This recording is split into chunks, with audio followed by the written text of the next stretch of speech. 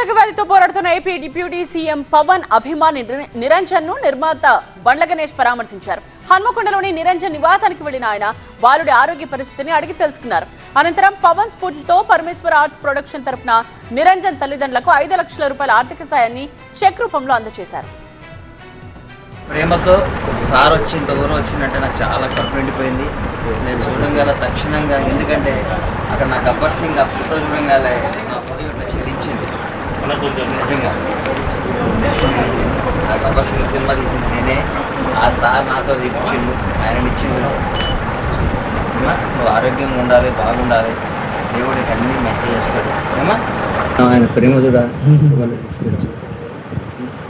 జాగ్రత్త.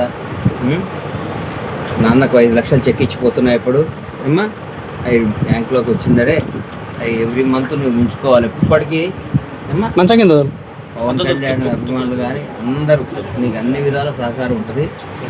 అందరు ఆ దేవుడు ఆశీస్సులు మీకు ఉంటాయి. ఏమ్మా ఈ నెల 17న ఏపీ డిప్యూటీ సీఎం పవన్ పరామర్శించి 1 లక్ష రూపాయల ఆర్థిక సాయాన్ని అందించారు.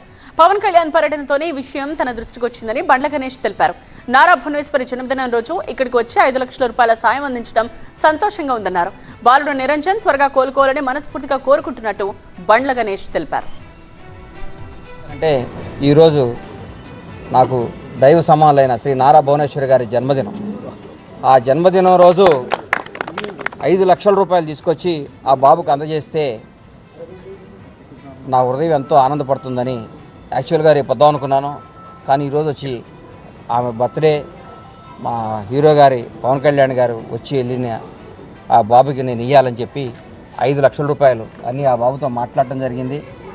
ఆ మాట్లాడితే ఆ బాబు నేను వాళ్ళ ఫాదర్కి డిపాజిట్ చేసుకోమ్మా ఈ 5 లక్షలు అని చెప్పడం జరిగితే, నేను కారు కొనుక్కొని కారులో తిరగాలనుందన్న పాప కోరిక కోరాడు. నేను చెప్పే ఈ 5 లక్షలతో కారే కొనుక్కోండి, ఆ బాబుని తిప్పండి, ఇంకా నాలాంటి అభిమానులు మీకు అండగా చాలామంది ఉంటారు, మీరు ఏం బాధపడద్దని చెప్పాను.